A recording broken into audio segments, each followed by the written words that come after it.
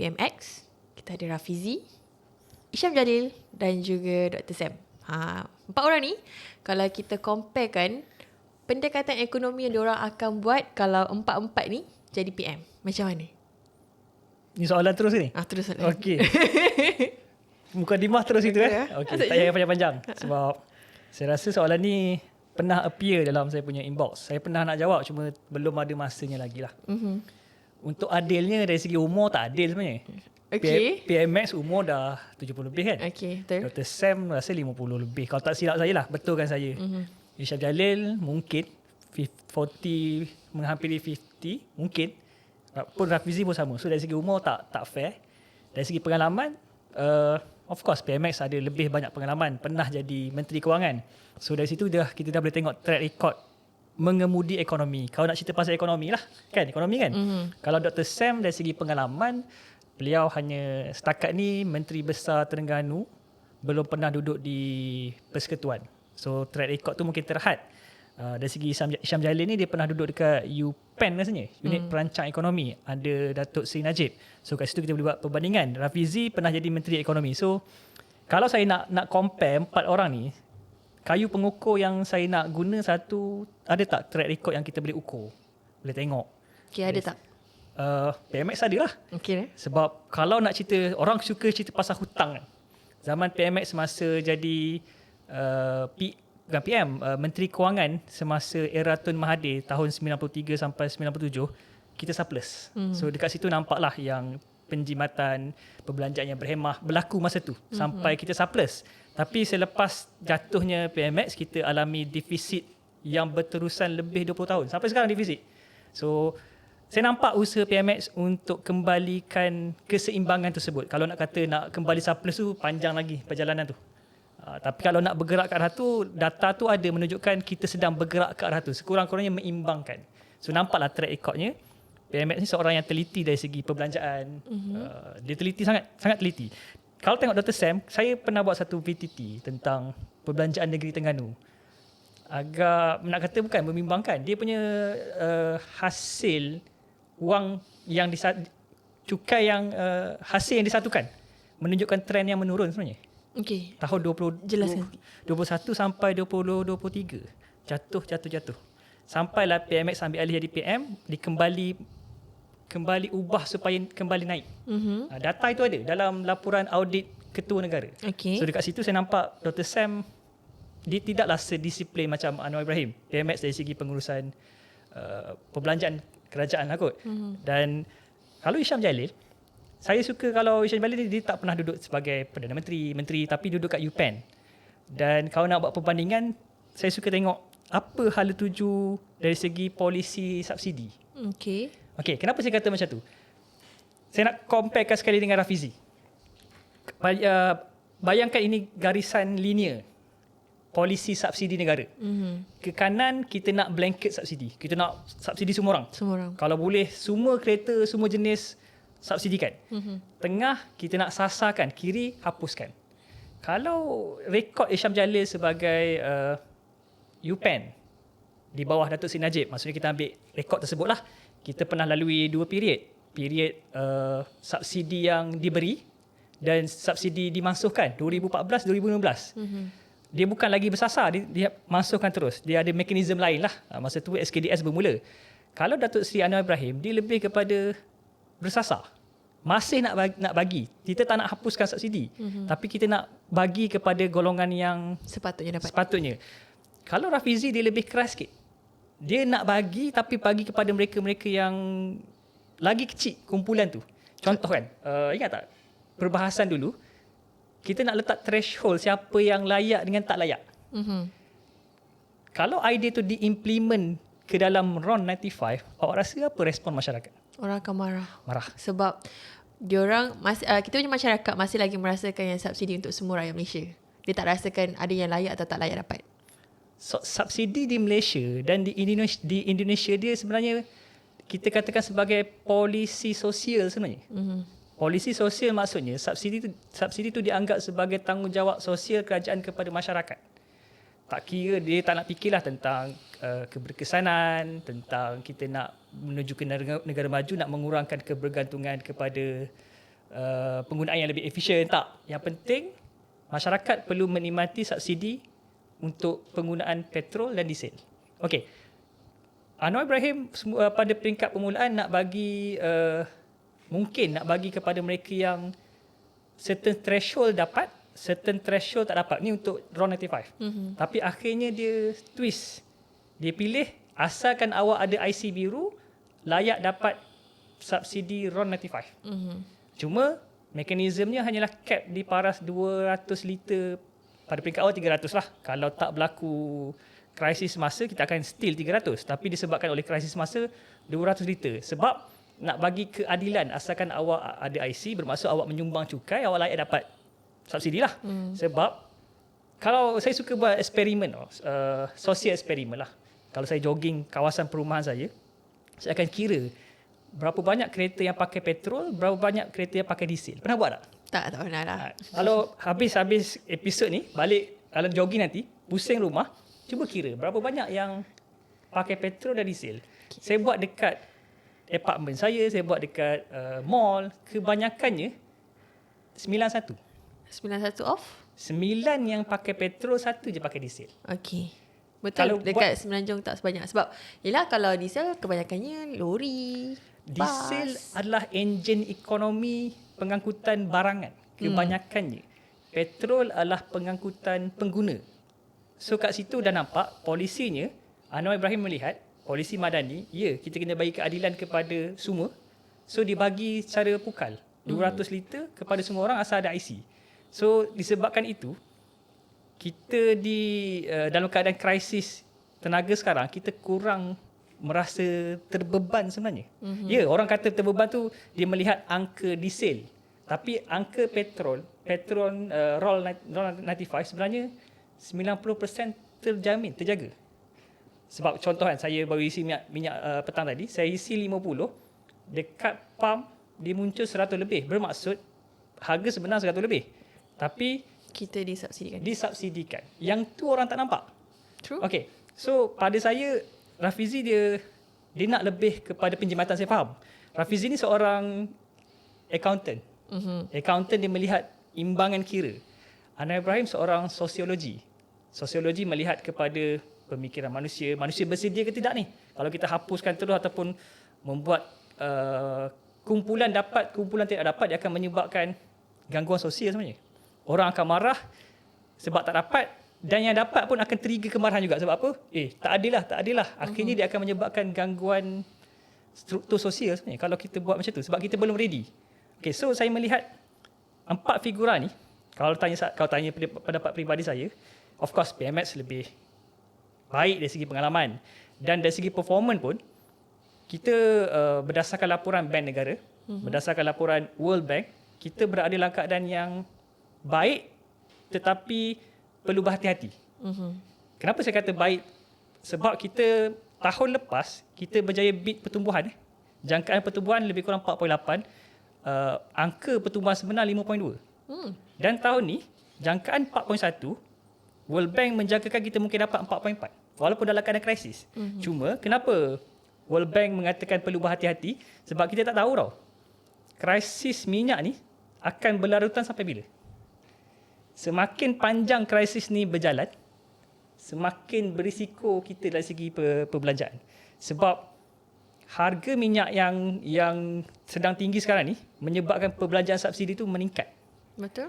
Sebab sebelum ni, kalau masa sebelum kita ada perang ni, kita RM2.50 ke RM2.60 waktu tu harga minyak. I think it was RM2.60. Okay, lebih kurang. So the government subsidize dalam 61 sen. Betul. Which is already a lot to them waktu tu. Tapi sekarang, apa yang diorang subsidikan hampir RM2. Betul. Kan? It was like RM2. So kalau orang nak bising 300 liter, kena potong ke 200 liter, whatever government is tanggung sekarang ni, jauh lebih banyak daripada yang sebelum ni. So, kau rasa, aku pun rasa. Macam tu lah kan? Dan saya nak tambah sikit. Okay. Katakanlah, kenapa muncul nama Dr. Sam, Isham Jalil, Rafizi untuk kita katakan sebagai menggantikan PMX. Of course, ini politik mesti cerita lah. Sebab mereka beranggapan kalau Dr. Sam naik ke, Isham Jalil naik ke, dia akan boleh menurunkan harga diesel, menurunkan harga petrol ke paras yang lebih rendah. Mungkin. Can it be done? Tak boleh. Realiti tak boleh. Okay. Bukan tak boleh lah, boleh. Tapi kita akan ada kesan sampingan. Sebagai contoh, perbelanjaan yang lain akan terganggu. Yang paling dibimbangi kalau kita punya beban menanggung subsidi itu terlalu tinggi, dia akan menguncupkan perbelanjaan yang lain. Perbelanjaan yang lebih kritikal seperti pendidikan, kesihatan, makanan. True. Okay, yang tu yang kena berhati-hati. Ataupun paling kuat, buat pinjaman baru lah. Dalam keadaan PMX nak kontrol pinjaman sebenarnya. Kita nak kontrol fiskal kita sebenarnya supaya kita boleh hadapi krisis ini dalam keadaan yang kita maintain disiplin fiskal. Itu yang saya nampak dan sebab tu saya agak confident. Cuma confident saya melihat kepada berapa panjang ni krisis ni. Kalau semakin panjang, kita kena bersedia untuk melihat kepada fasa 2. Fasa 2 tu maksudnya sekarang ni harga barangan masih stabil. Saya bercakap tentang barangan asas. Saya tak bercakap tentang barangan yang kehendak, barangan keperluan. Ayam, telur, Nasi, beras, sayur, ikan masih stabil. Ada naik turun tapi stabil. Dibimbangi, kalau krisis ini berpanjangan, dia akan mula untuk naik. Dan jangkaan itu memang akan berlaku sedikit kenaikan. Cuma jangkaan yang dibuat oleh World Bank, kenaikan itu mungkin mencapai 2%. 2 ke 2.5%. Itu jangkaan yang dibuat oleh World Bank. Sekurang-kurangnya, 2.5% itu lebih baik berbanding selepas COVID. Lepas COVID, kita pernah cecah sampai 4.7. Okey, apa kesan kenaikan sampai 4.7, 2.5? Kuasa beli kita akan terakis sebab kenaikan harga terlalu laju berbanding peningkatan pendapatan. So maksudnya kalau lepas habis fasa ni, katakanlah krisis ni selesai setahun dua lagi, harga barang naik, gaji kekal statik. Yang tu paling bahaya. Sebab itulah semasa tahun pertama PMX ambil alih daripada pemerintahan sebelum, benda pertama yang dibuat kalau ramai tak perasan, menaikkan gaji penjawat awam. Menaikkan tangga gaji minima. Sebab apa? Nak kejar kenaikan harga yang tinggi masa COVID. So adakah kita akan repeat balik ke depan? Itu tengok keadaan sebenar nantilah. So pada saya, kita kembali pada soalan. Saya kalau nak kata saya, of course saya melihat PMX lebih baik dari segi pengurusan ekonomi. Tapi tanpa menafikan Dr. Sam pun adalah. Mungkin beliau ada. Cuma saya tak pernah dengar secara penuh apa visi ekonomi dia. You rasa Dr. Sam boleh jadi a better Prime Minister?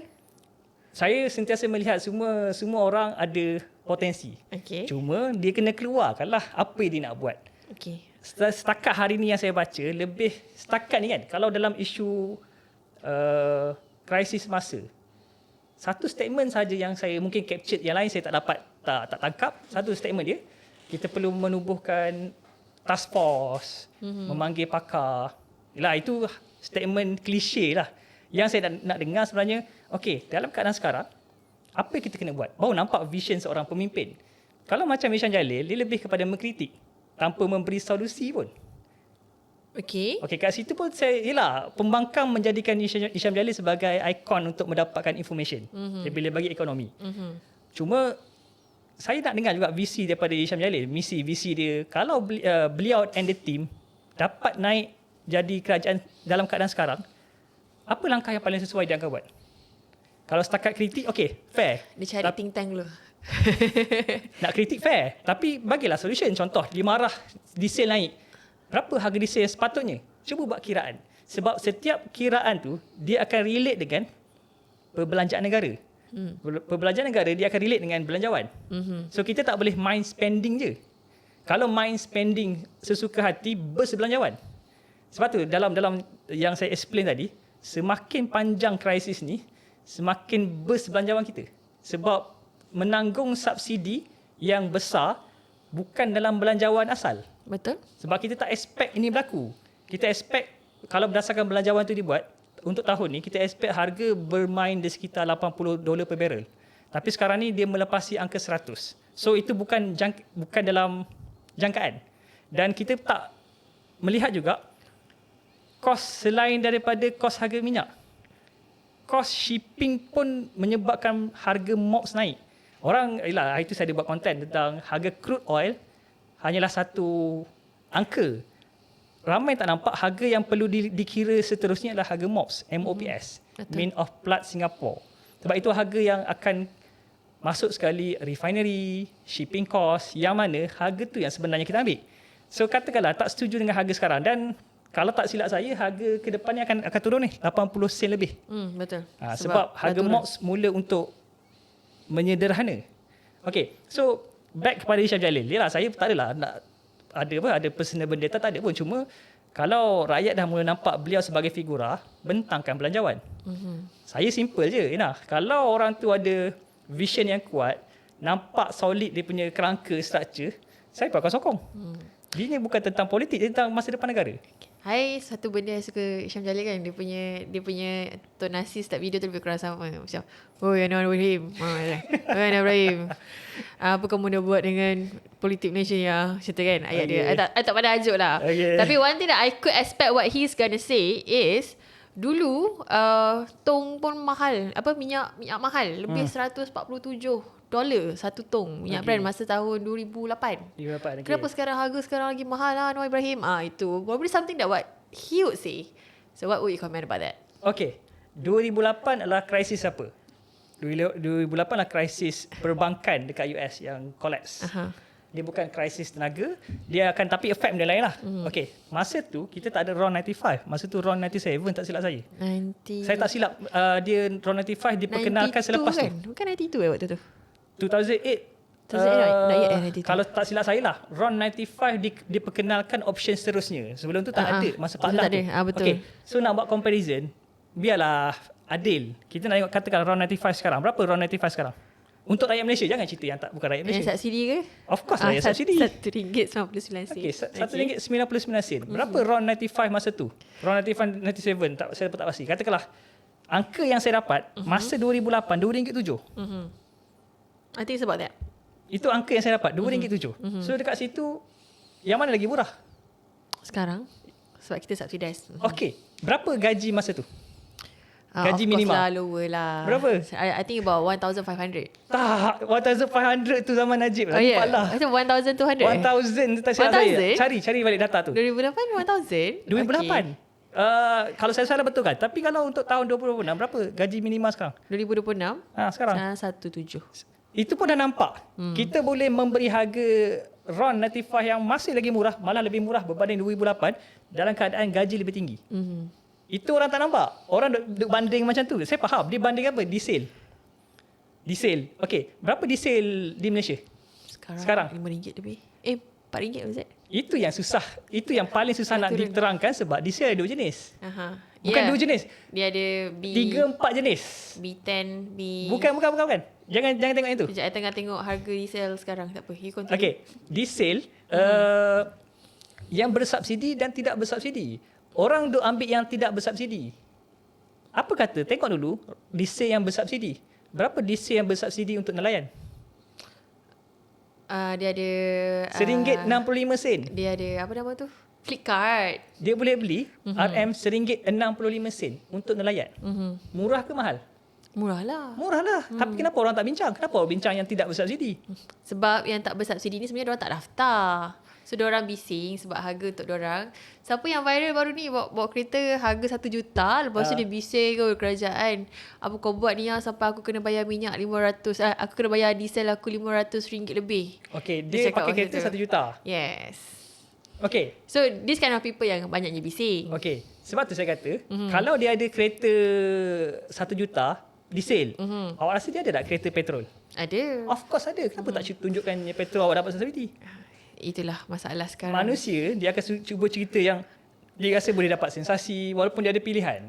Kalau dia ada boleh beli kereta 1 juta, tak mungkin dia tak ada kereta yang actually petrol. Orang yang ada kereta 1 juta tak patut bising minyak ataupun diesel harga 500. It's nothing for them. It's just peanut. Nothing lah. Okay. Tapi yang kelakarnya, mereka yang macam kita lah, pakai kereta murah-murah ni, pakai petrol, terpengaruh dengan orang yang kaya ni.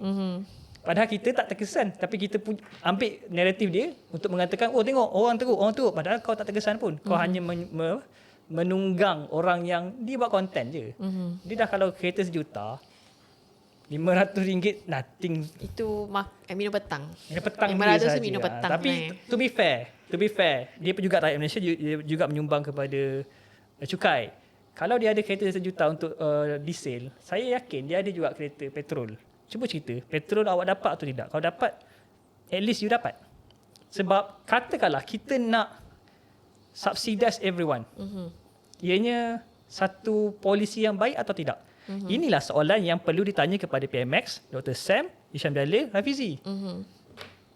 Tanya, kalau sebab 4 nama ni disebut sebagai mereka-mereka yang contender lah. Dan of course PMX dah tunjukkan dasarnya adalah first, protect untuk petrol RON 95, protect everyone, asalkan awak rakyat Malaysia. Dan diesel, protect kenderaan yang menghantar makanan. Truk yang menghantar makanan, bukan truk essential lah. Dan untuk individu, mereka yang 100,000 ke bawah tahunan income, dapat RM400 RM400 starting this month. Ada kes dia, yelah, kalau siapa yang boleh beli kereta diesel yang contohnya Hilux ataupun traktor, apa nama dia, Raptor besar kan, patternnya sama je. Dia akan ada kereta Raptor, dia akan ada kereta Tapi Myviz eventually yang dah ada Raptor tu, dia akan terkeluar daripada 100,000 tu setahun. Okay, yang tu sebab tu saya sebenarnya kalau saya nak kritik, of course saya perlu adil lah. Takkan semua benda sempurna kerajaan ni. Pada saya, pendapat saya, kalau untuk pengguna diesel, gunakan juga sistem IC macam RON 95. Awak asalkan awak rakyat Malaysia, awak diberi kota banyak ni saja. Sebab kalau awak bagi RM400, kadang-kadang ada orang dia terima 400 tu tak pakai kereta diesel pun. Betul, sebenarnya ada. Ramai benda tu. Even dalam komen TikTok I, dia kata, sebenarnya isi diesel sikit je, tapi kerajaan bagi 400, sebenarnya itulah duit diesel I. Duit free. Betul. Okay. Sebab tu ini perbezaan approach di antara PMX dengan Rafizi. Rafizi nak bagi cash transfer. PMX pada peringkat terakhir dia tukar bagi IC. Betul. Dan Rafizi kritik tau, takut ada sistem kelewatan lah, sistem saya ingat lagi dia punya posting dan saya counter posting tersebut lah. Alhamdulillah apa yang dibayangkan tu tak berlaku dan smooth. Sebab kalau awak bagi cash, yang dibimbangi cash tu terima awal, habis bukan beli minyak, habis beli benda lain. Betul. Dan masa dia isi minyak, dia tak ingat dah yang dapat duit tu. Dia tengok pada angka tu dia tak rasa. Dia marah. Dia tak rasa, asal aku kena bayar sampai Mahalnya. 500 ni. Dia tak kira sebab manusia memang macam tu. Sebab manusia eventually sebenarnya 400 tu untuk cover jumlah kenaikan subsidi tu by liter.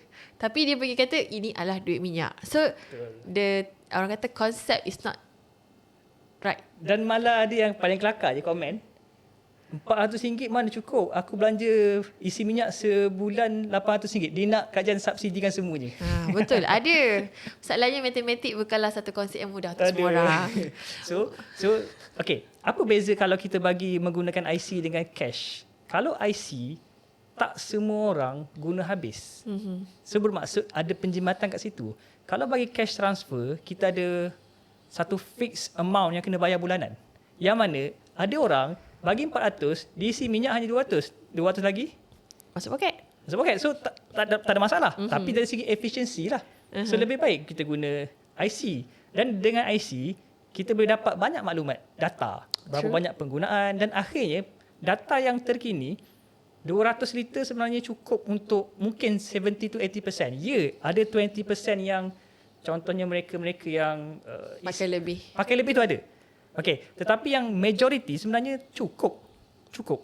Dan benda ni perlu dikawal dan saya suka dengan sistem ni sebenarnya. Kita boleh trace siapa yang buat kerja-kerja penyeludupan. True. Sebab katakanlah orang itu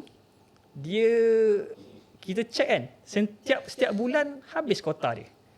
Bila go through, dia duduk dekat sempadan, rupanya dia bagi IC tu kepada orang lain pergi beli seludup ke Thailand. Dalam keadaan sekarang, kalau bisnes yang paling untung adalah bisnes jual petrol RON 95. Sebab RON 95 Malaysia RM1.99, RON 95 Thailand RM4 lebih. Betul. RM2 beza. Kau jual RM1 pun untuk 200 liter kau boleh dapat 200. Saya dah buat calculation. Total kena cari balik. Kalau rasa berapa ya? Agak banyak keuntungan yang boleh dibuat. Sebenarnya kalau dia jual harga RM4 pun boleh dapat untung sebab orang kat sana tak ada bekalan. Okey. Betul. Okey. RON 95 Malaysia RM1.99. Ni mungkin minggu lepas punya data. Thailand RM5.45. Aha. Beza lebih kurang RM3.50. Betul. Dan katakanlah setiap IC yang dia dapat tu, dia boleh keluarkan 200 liter, dia beli, dia jual ke Thailand, dia boleh untung lebih kurang, sebab untuk kes tu ada 4 IC dia ambil. RM2,800. RM3. Untung RM3 kan satu liter. 3.5. Okey. RM3.50. Dia boleh untuk satu IC dapat 200 liter. Okey. Dalam kes yang spesifik dia ambil 4 IC. Yalah, 700 darab 4, yes. 2,800. 2,800. Free. Just for 4 IC. Ya. Kalau dulu sebelum krisis ni kita popular dengan menyeludup diesel. Sebab perbezaan harga diesel Malaysia dan Thailand kita rendah. Sekarang ni kita orang lagi suka seludup petrol sebab petrol kita rendah RM1.99. True. Okey, sama juga kes macam nelayan, tapi bukan bermaksud nelayan buat kerja ni. Tapi ada orang yang memang ambil kesempatan. Dapat RM1.65. Diesel dekat Thailand kalau tak silap saya RM4 lebih. Mungkin RM5. So, isi minyak satu hari nelayan boleh dapat RM RM1.65 dengan kota 50 liter satu hari. Dia pergi pantai, dia isi minyak dengan harga diesel, dapat kutipan yang cukup, hasil yang cukup, tapi ada lebihan dia jual. Dan ini berlaku. Sebab itulah sebenarnya dasar subsidi tenaga ni perlu disasarkan dan perlu dipantau. Bayangkan dalam keadaan disasarkan, dipantau pun masih ada penyeludupan, apatah lagi kalau pukal ni. Sebab tu soalan saya kembali kepada soalan comparison 4 ni. Pentingnya kita nak tengok apa hala tuju awak kalau jadi PM untuk menetapkan polisi subsidi. Contoh PM dah tunjukkan bersasar. Dr. Sam saya tak nampak lagi. Mungkin dia ambil pendekatan yang berhati-hati. Taklah, Dr. Sam adalah Apa dia? bayar royalty dulu. Ada satu komen dia kata actually, cuba tanya orang PAS. Tapi jawapan orang PAS simple je. Bagi menang dululah. Sebenarnya kita banyak kali moderator kat sini, tapi I pernah juga moderator kat podcast lain. Kita pernah invite orang daripada PAS dan sebagainya, just to know how they would react, just to know their 2 cents, opinion diorang. Tapi boleh cakap 99.9% memang takkan accept invitation tu. Memang takkan accept. Tak tahulah kalau dia rasa masuk mulut naga ke apa ke kan. Apa yang dia takut? Tak tahu. Tapi dia takkan datang. For some reason takkan datang. Itu saya minta maaf. Saya cuba. Memang pernah cubalah. Pernah cuba. Katakanlah berjaya dapat satu. Simple je. Tanya kepada siapa yang mewakili PAS, tanya dia. Setuju tak dengan dasar penyasaran? Ataupun kalau tak setuju, nyatakan cara terbaik. Cumanya janganlah sekadar kata nak ini tanpa memberi penerangan implikasi. Sebab tahun lepas masa belanjawan 2026, Perikatan Nasional akhirnya selepas didesak, dia buat belanjawan alternatif. Dan dia disebabkan didesak dan terdesak nak menang, Hamzah Zainuddin, mungkin masa tu dah ada krisis, cuma kita tak nampak, membuat satu tawaran. Itu bukan bajet alternatif, itu manifesto yang mengatakan akan belanja itu ini, tapi tak mempericikan macam mana hasil datang daripada mana. So tak bolehlah katakanlah datang jemput orang PAS, katakanlah kita tak setuju dengan dasar subsidi sekarang, kita nak diesel rendah. Tanya dia, berapa harga diesel yang patut kita letak sekarang ni? Sebab kalau dia katakanlah kalau harga diesel sekarang, kalau tak silap saya RM5 lebih sebab dah turun 80 sen. Dia kata tak setuju RM5, mesti cap pada RM3. Okey. Kalau cap pada RM3, nak bagi kepada siapa? Adakah pukal semua orang ataupun bersasar macam sekarang? Kalau pukal semua orang, rasa-rasa berapa belanja yang kita kena keluarkan lah. Tapi kan rasa bila kita buat macam tu nampak macam kita bully lah pembangkang. Kita tak rasa. Sebab apa tahu? At least kan orang government, diorang ada tenaga penjawat awam tahu untuk berbincang, untuk dapatkan data, DOSM dan sebagainya. Pembangkang ni ada apa? Tak boleh. Okey, sebab itulah kalau macam itulah cara pemikiran pembangkang, kekal jadi pembangkang ni lah. Sebab dia boleh simple je. Sebab kita boleh ambil template belanjawan 2026 oleh kerajaan. Dekat situ kita dah boleh buat anggaran berapa kutipan hasil. Kita dah meluaskan SST. Cuma diluaskan dengan menyasarkan barang-barang yang mewah sebenarnya. Barang-barang asas semua dipertahankan. Okey. Dan itu dilawan oleh pembangkang. Bermaksud pembangkang nak cukai tu dikecilkan lagi. Kalau dikecilkan lagi, hasil lagi kecil. Kalau hasil lagi kecil, dalam keadaan awak nak belanja subsidi diesel yang, kalau sekarang subsidi diesel kita belanja banyak ni kan, dia nak luaskan lagi diesel subsidi ataupun nak kurangkan lagi, belanja akan naik. Kalau belanja naik dalam keadaan hasil berkurang, imbang ke tak? So maksudnya nak bercakap dengan orang pembangkang simple je. Berapa hasil awak, berapa belanja awak. Kalau awak kecilkan hasil dalam keadaan nak tingkatkan belanja, tak imbang. Macam mana? Maksudnya hutang ditambah. Kita sekarang ni nak mengurangkan hutang tahunan. Itu pun satu soalan yang baik. Tanya juga contoh 4 orang ni. Macam mana awak nak uruskan hutang? Itu pun satu topik best juga. PMX dah tunjukkan dengan disiplin fiskal. Tapi dia tidak agresif. Rafizi kalau tengok dari segi gaya dia nak lebih agresif. Maksudnya pengurangan hutang tu akan lebih agresif. Kalau dalam istilah ekonomi, PMX dia nak soft landing. Rafizi ni kalau dia ambil alih, kita mungkin akan hadapi hard landing. Kurangkan belanja, tetapi belanja yang ialah maksudnya subsidi minyak akan lebih disasarkan betul-betul penyasaran tu. Sebab kita nak kurangkan belanja. Baik untuk negara tak? Dari segi kantung negara baik, tetapi kepada masyarakat lah. Respon masyarakat. Boleh kalau saya cakap dia kurang ekonomi manusiawi? Ya, itulah perbezaan. Kalau tanya saya kan, simple. Rafizi adalah ekonomi dari sudut pemikiran accountant. Okey. Dia melihat imbangan je. Tak kira lah asal imbangan baik, rakyat kena faham. Okey. Anwar Ibrahim, dia tahu pentingnya accounting, mengimbangkan. Tapi penting juga untuk baca sosiologi masyarakat. Untuk status Malaysia, Anwar Ibrahim lebih sesuai. Kalau Rafizi, saya rasa dia lebih sesuai jadi Perdana Menteri UK. Okey. Negara yang dah ke depan pemikiran dia. Untuk konteks Malaysia, susah. Sebab awak nak, ekonomi, Interesting input. dia ada kaitan dengan pemikiran manusia. Berapa gaji yang sesuai? Gaji yang kita kata paling sesuai untuk rakyat sekarang. Gaji minima. KL. 4,000. 4,000 paling busuk. 1,700 sekarang. Gaji minima 1,700. Ya. Okey. Tapi disarankan walaupun kita ada gaji minima, kalau macam dekat Selangor kan, kita bukannya nak fokus pada gaji minima dah. Kerajaan Selangor dia fokus kepada gaji yang bermaruah. Gaji bermaruah. Apa beza? It's different. So gaji minima is macam you, this is the bare minimum kau patut bagi kau punya pekerja. Tapi gaji bermaruah maksudnya walaupun ada bare minimum, we don't do that. Kau at least kena bagi banyak ni supaya orang-orang ataupun semua pekerja ni dapat hidup. Okay. Dia macam push for that. So how? Boleh jadi tolak cukai, boleh jadi inisiatif lain-lain, bonus ke apa benda tambahan ke. Itu cara kerajaan Selangor ke arah situ. Okey. Input yang menarik. Bermaksud kalau kita nak letak satu, kenapa saya tanya soalan tu? Sebab kalau nak kata 4,000, ada orang kata 4,000 tu tinggi. Sebab kalau nak letak 4,000 gaji bermaruah, output kena setinggi itulah. Sebab tu 1,700 adalah angka yang paling diambang, dia panggil sebagai nilai ambang yang paling bukan sesuai yang awak boleh hidup. You nak lebih, you kena tingkatkan productivity. Betul. Okey, sebab meningkatkan gaji menyebabkan benda lain bergerak. Betul. Dia tak semudah itu. Tetapi sekurang-kurangnya 1,700 tu angka yang kita kata untuk level Malaysia sekarang, ini the best yang kita boleh bagi. Okay, of course kita nak ke angka 1,800, 2,000 ke depan.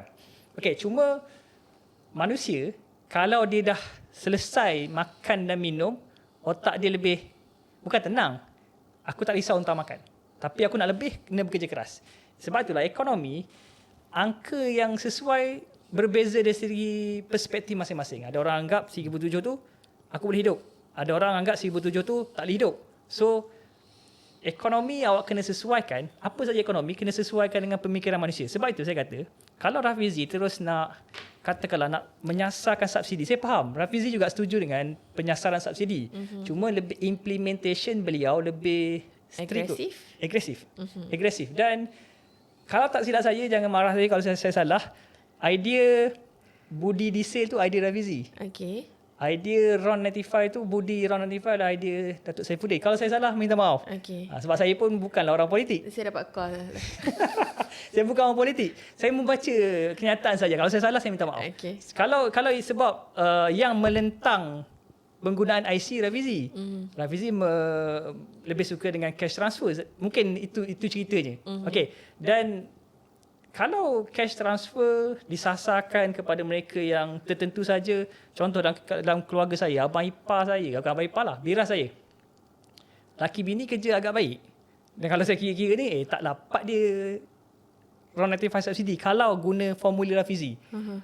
Saya dapat bayang, kalau aku balik kampung, dalam keadaan aku dapat RON 95 subsidi, dia dapat RON 95, dia tak dapat RON 95 subsidi, itu akan create tension tau. Kau dapat, aku tak dapat. Ya, padahal yelah aku nak kata kaya sangat tidak. Dia hanya melepasi threshold tu dekat-dekat je. Sebab tu ambang threshold nak kata layak tak layak tu memang susah nak dapat. Betul. Sebab I pernah tengok lah macam kan ada calculation kan nak kira sama ada berapa itu berapa ni. Contoh, katakanlah kita orang dua-dua gaji yang sama. Okay, tapi bezanya I anak 2, you anak 3. Okay. Atau you anak 4. Okay. Adakah kita dapat harga desain yang sama? Sedangkan I lagi banyak tempat nak kena hantar anak, you pun lagi you anak 3-4 lagi banyak tempat nak kena hantar anak, cost untuk nursery pun lagi tinggi. So eventually what I will have at the end of the month compared to what will you have at the end of the month is different. So pun tak ada juga bagi kita. Kita akan bergaduh benda teknikal yang susah nak jawab. Macam sekarang lah orang membandingkan diesel Malaysia, Semenanjung dengan Sabah Sarawak. Secara jujurnya idea tu bukan bijak. Idea tu murni melihat kepada database. Databasenya dekat Malaysia penggunaan petrol di kalangan consumer. Saya cakap consumer Consumer maksudnya rakyat lah. Lebih tinggi. Kalau Sabah Sarawak, penggunaan diesel juga tinggi di kalangan consumer. Disebabkan oleh geografi mereka lah. Murni, kenapa saya kata murni idea ni? Sebab kita nak melihat kepada data. Tapi masalahnya, masyarakat kita mana kisah pasal data. Dia hanya nak tahu satu je. Kenapa tak adil? Kenapa tak sama? Kenapa aku punya saving tak cukup banyak? Kenapa sana murah, sini mahal? Walaupun sana murah, sini dapat cash. Dia tak kisah benda tu. Dia nak comparison tu mudah. Sebab tu saya kata, orang macam Rafizi, dia kalau tadbir Malaysia menggunakan database yang kompleks, menetapkan polisi yang juga kompleks, dia akan menyebabkan social chaos juga sebenarnya. Sebab kita belum ready. Bukan idea dia baik, tetapi bukan sekarang. Sebab tu ada ayat yang, kenapa saya gunakan ayat dia layak jadi MP ataupun Perdana Menteri UK, ada orang yang keluarkan ayat tu. Sebab idea yang bijak, tapi untuk realiti Malaysia, implementation agak susah. Okey, kalau Hisham Jalil, sebut pasal Hisham Jalil, satu je lah. Dia kan suka buat live, bentangkan lah. Berapa harga diesel sepatutnya? Kalau harga diesel tu sepatutnya lebih rendah, awak guna calculation mana? Calculation APM, Automated Pricing Mechanism, dah dimulakan sejak 1984 kalau tak silap saya angka tu. Maksudnya kita dah memang gunakan, ini standard je. Pengiraan berdasarkan MOPS. Berdasarkan margin keuntungan, dan bila saya semak, semasa zaman Datuk Seri Najib pun margin keuntungan habis sama. Sekarang pun hampir sama. Tak ada beza sebab kita masih guna APM punya structure. Yang membezakan berapa banyak kita subsidikan je. Kita letakkan cap RM1.99. So maksudnya, under PMX, dia punya kerangka subsidi tenaga agak ringkas. Disebabkan 90% rakyat kita mengguna petrol, kalau ada IC, layak dapat. Simple. Yang kompleknya dekat diesel saja. Tetapi walaupun komplek dekat diesel, kalau pergi detail, harga diesel rendah sebenarnya. RM1.65 untuk nelayan, RM2.15 untuk ada fleet card. Cuma yang ada fleet card ni tertentu je lah. Yang tu yang susah nak explain. Bila susah, orang jadikan kesusahan tu sebagai point menembak. Okay, so jelas kan panjang cerita ni. Panjang? Okay, tak apa. Sekarang ni saya rasa macam ada yang kata Malaysia ada asas ekonomi yang kukuh. Okay, kita ada ekonomi kita berkembang pada kadar 4 to 5%, and then inflasi dalam 1.4%, and then pengangguran kita pada 2.9%. Tetapi rakyat cakap, kita ni tak rasa pun ekonomi berkembang. Mana ekonomi bagusnya? Macam itulah ayat diorang. Jadi apa sebenarnya maksud indikator semua ni? Okey. Satu, kalau dia tak rasa, dia kena jujur lah. Tak rasa tu di bahagian mana. Kita nak kenal yang kata tak rasa tu, dia duduk di kelompok mana. Kalau dia duduk di kelompok yang kita kata sebagai kelompok bawah, kelompok yang B40, adakah awak tak dapat STR SARA? Kalau awak dapat STR SARA, bermaksud bantuan dah dapat. Kalau awak duduk di B40, cukai pendapatan kalau bawah 3,000 tak perlu bayar. So awak nak rasa apa lagi? Adakah awak nak semua percuma, gaji awak 3-4 kali ganda? Boleh je, propose lah idea. Saya simple dalam ekonomi, siapa saja yang merungut tentang ekonomi, propose your idea. Katakanlah, saya tak setuju dengan kerangka madani. Sebab saya tak rasa nikmatnya ataupun dibela. Walaupun saya terima STR SARA, yang kalau maksimum boleh dapat sampai 3,600 setahun. Kalau tu maksimum lah. Kalau macam kita dapat RM100, rasa tak cukup, nak lebih.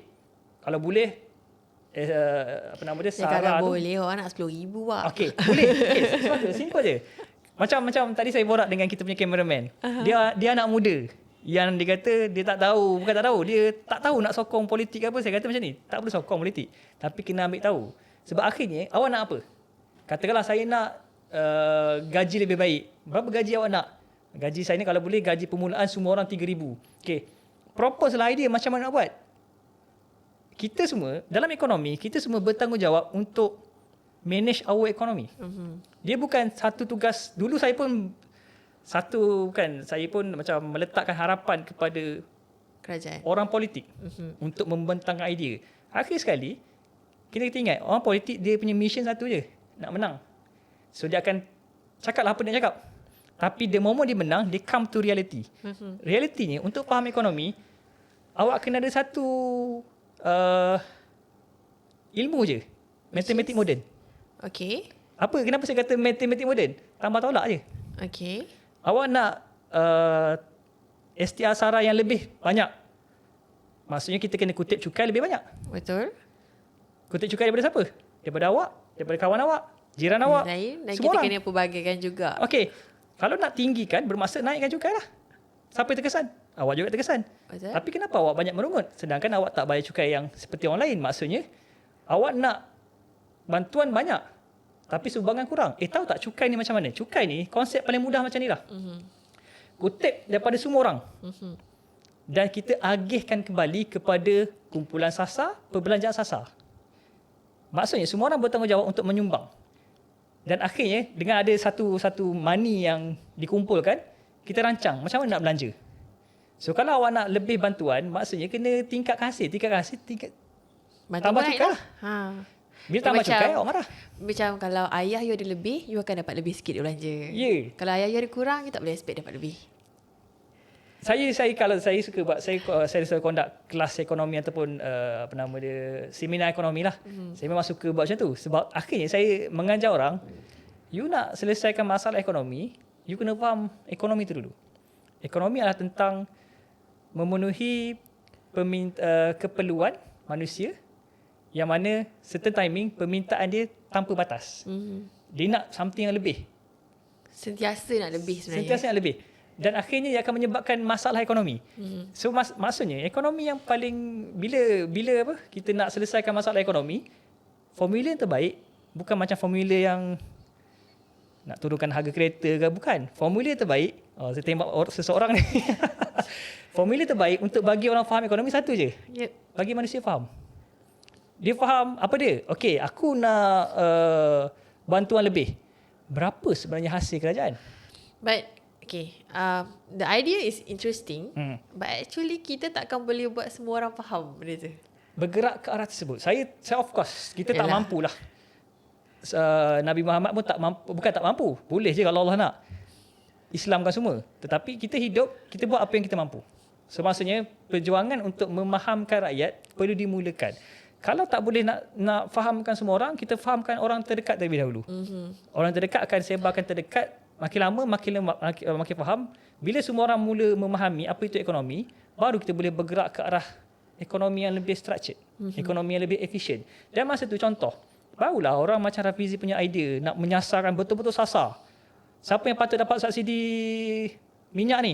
Orang miskin saja. Masa tu, orang kaya, orang pertengahan, faham.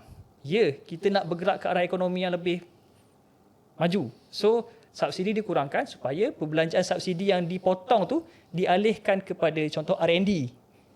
Maksudnya kita nak hasilkan produk yang lebih bagus. Bila R&D kuat, produk kita kuat, nilai ekspor meningkat, gaji pekerja akan meningkat.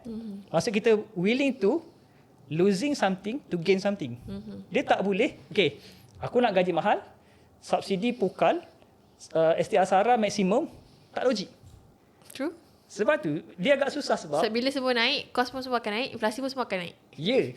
Sebab tu saya suka buat TikTok. TikTok saya kan saya suka tunjuk satu-satu. Sebab nak bercerita pasal ekonomi, dia macam satu enjin yang, apa nama dia, rantaian enjin yang bergerak. Cycle. Dia bukan cycle. Cycle satu, dia macam enjin yang bergerak. Apa nama dia? Kalau yang ni kita pusing kan ni, yang ni bergerak, semua bergerak. Dia bukan pusing yang ni je bergerak. Sebab sekarang ni orang melihat ekonomi, bila cerita pasal subsidi minyak, dia fokus kat subsidi minyak je. Kita perlu tambah belanja dan sebagainya. Tak boleh. You tambah belanja, akan terganggu yang lain. Kita perlu ingat, kalau tambah belanja subsidi, sebab kita pada tahun 2022, belanja subsidi sahaja 85 bilion. Sangat tinggi. Sebab tu kalau saya suka tengok KJ, ayat KJ maksudnya, apa nama ni, elephant in the room. Subsidi masa tahun 2022 setinggi 85 bilion. Dalam keadaan kita punya hutang meningkat, dalam keadaan kita punya fiskal makin sempit, nak tak nak kena perlahan-lahan memulakan penjimatan. Okey. Saya suka Madani punya kerangka, dia bukan sempurna tapi saya nampak kesan dia. Sebagai contoh, harga ayam dan telur stabil tak? Stable, bekalan stable, harga stable. Kalau sebelum ni, menjelang raya, kita akan ada masalah bekalan, akan ada masalah harga. Memang itu dah tiap tahun. Tetapi setelah berlaku perubahan politik, willing untuk kita reform subsidi kita, dan yang terbaru kita tutup subsidi ayam dan telur dan biarkan pasaran yang tentukan, supply demand tentukan, harga stabil. Sebab apa? Demand cukup. Bekalan cukup. Bekalan cukup dan tak ada mereka yang bermain di tengah. Ya. Kenapa ada mereka yang bermain di tengah? Simple je ayat dia. Kurangkan bekalan, menyebabkan rakyat panik dan kata kami tak mampu nak penuhi bekalan sebab harga operasi meningkat, kami perlu dibantu. Kerajaan pump subsidi kepada pemain tengah, baru dilepaskan barang. Lepaskan barang dalam keadaan harga mahal lah sebab dia dah bermain kat situ. Dia dapat dua keuntungan. Jual harga mahal, subsidi. So last kali, apa kita buat? Okay, first pastikan supply cukup. Supaya pemain ni, kau tak lepaskan barang, aku lepaskan. Menyebabkan nak tak nak, kalau aku tak lepaskan, barang akan busuk. So, lepaskan dan tengok harga pasaran stabil. Dalam keadaan kita bayar, kita penalizekan mereka-mereka yang bermain kat tengah, stop subsidi. Daripada stop subsidi tu lah, kita bergerak ke arah meningkatkan pengeluaran. So, menyebabkan harga stabil. Sebab tu saya nampak, kerangka ekonomi Madani ni betul-betul agak baik lah. Bukan sempurna. Dan kalau nak faham, kerangka ekonomi Madani, nama Madani tamadun. Bila masyarakat tu tamadun, bermaksud masyarakat tu berilmu. Bila masyarakat berilmu, susah orang nak manipulate. Sebab kita tahu, masalah sebenar harga ayam ni bukan kerana bekalan, kerana pemain. So tackle isu tu. Sebab itu saya kata, saya baca buku Madani Gelombang Kebangkitan Asia. Dekat situ saya nampak, PMX ada vision dan buku tu dah ditulis sejak tahun 1997. Kalau kita nak jadi comparison, balik pada soalan yang pertama tu, Dr. Sam perlu membentangkan visi ekonomi dia. Sebab nak pegang Malaysia jadi Perdana Menteri, jadi Menteri Ekonomi, Menteri Kewangan, bukan benda yang mudah tau. Awak kena manage 37-38 juta rakyat ni. Awak kena ada visi, dia tak boleh sekadar pandai bercakap atas pentas, hanya pandai menghasut last sekali bila duduk hancur. Sama macam Hisham Jalil. Sama macam Rafizi. Alright, so kita ke next segment. Okay, panjang kan? Panjang. Kita ke next segment. I rasa mungkin ini sebagai penutup. Setelah yang panjang-panjang tu. Actually Malaysia ni sebenarnya adakah kita di landasan yang betul? And kalau kita dekat landasan yang betul, kalau kita compare dengan negara seberang ataupun Southeast Asian punya country, okay, adakah mereka ada yang lebih teruk ataupun adakah kita dalam kedudukan yang antara yang terbaik? Okay. Dalam menghadapi krisis ni lah. Okay. Nak jawab soalan tu, benda tu subjektif. Dia bergantung kepada perspektif masing-masing lah. Cara yang paling mudah, kita tengok laporan yang dikeluarkan oleh agensi global. So saya melihat kepada World Bank lah. Apabila World Bank pun yakin dengan pertumbuhan kita, bermaksud kita on the right track. Dan saya nampak juga satu VTT daripada Tengku Zafro yang mengatakan kita nombor 1 kat Asia sekarang ni, ASEAN. Dari segi negara membangun, menguruskan ekonomi, kita nombor 1. Okay, so maksudnya saya kena semak juga itu view daripada siapa.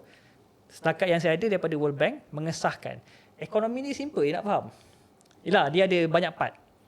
Tengok secara makro. Ada pertumbuhan ekonomi tak? Ada. Berjaya kawal pergerakan harga barang tak? Tengok inflasi. Inflasi kita 1.5, 1.6. Tahun lepas 1.6, inflasi pertumbuhan 5.2. Itu pun dah menunjukkan peningkatan ekonomi dalam keadaan harga barang stabil. Itu dah, kalau dia nak diberi markah dah A+. Kenapa saya kata A+? Kebanyakannya, kalau inflation, contoh 2022, kita punya pertumbuhan sampai 8%. Itu yang dibangga-banggakan lah. Tapi dia terlupa, 8% pertumbuhan ekonomi disusuli dengan 4.7 inflation. Bermaksud, kau memang push pertumbuhan, tapi kau gagal kawal kenaikan harga barang. Ekonomi yang baik adalah pertumbuhan meningkat, inflasi stabil. Pegang yang tu je. Okey, ekonomi yang berkualiti adalah apabila pertumbuhan meningkat mendadak, inflation stable,